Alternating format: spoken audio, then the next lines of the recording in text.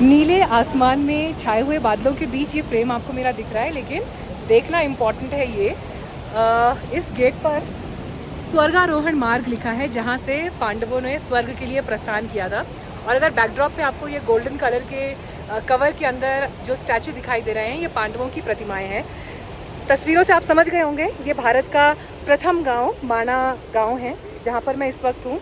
और ये वो हिस्सा है जहाँ पर हमें स्वर्गारोहण वाला क्षेत्र देखने को मिला। और इससे अलग अगर आपकी नज़र यहाँ पीछे जाएगी तो सरस्वती नदी आपको यहाँ से बहती हुई दिखाई दे रही है।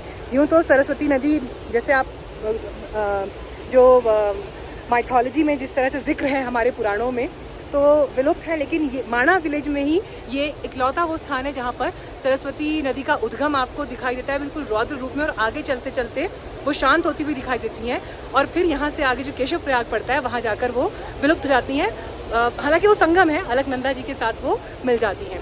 और इधर से अगर आपकी नज़र इस शिला की तरफ पड़ेगी तो आप पाएंगे कि नदी के बीच में एक प्राकृतिक पुल सा आपको इस शिला की वजह से दिखाई दे रहा है।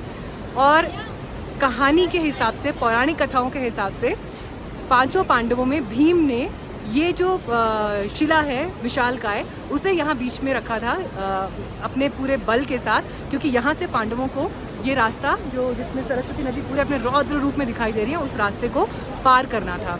और इस तरफ देखिए, यहाँ पर आपको मंदिर का निर्माण होता हुआ दिखाई दे रहा है। बहुत जल्द ये मंदिर आपको अपने पूर्ण स्वरूप में दिखाई देगा। और ये मंदिर दरअसल माँ सरस्वती के लिए बनाया गया है, वहाँ उनकी प्रतिमा भी है, और बाद में इस प्रतिमा को यहाँ इसी मंदिर में स्थापित कर दिया जाएगा। और ये तो आपको दिखाई दे रहा है, कई बार आपने इससे पहले भी ये बोर्ड देखा होगा, हिंदुस्तान की प्रथम चाय की दुकान। तो कुल मिलाकर बद्रीनाथ धाम से अगर आप माणा गांव की तरफ आते हैं, जो भारत का प्रथम गांव है, पहले अंतिम गांव के रूप में उसे जाना जाता था, तो उसके विकास की एक सूरत जो यहाँ पर इस वक्त दिखाई दी नर और नारायण पर्वतों के बीच में, ये अद्भुत है। और मुझे पूरी उम्मीद है कि जब ये पूरा काम अपने पूर्ण स्वरूप में आपको दिखाई देगा तो बहुत सारे श्रद्धालु, हिंदू धर्म में आस्था रखने वाले लोग, हिंदू धर्म का दर्शन, क्योंकि वेद व्यास जी की गुफा है जहाँ पर महाभारत लिखी गई, गणेश जी ने लिखी, तो ये सारे जो चिन्ह हैं वो यहाँ पर सिर्फ प्रतीक रूप में नहीं है, साक्षात रूप से हैं।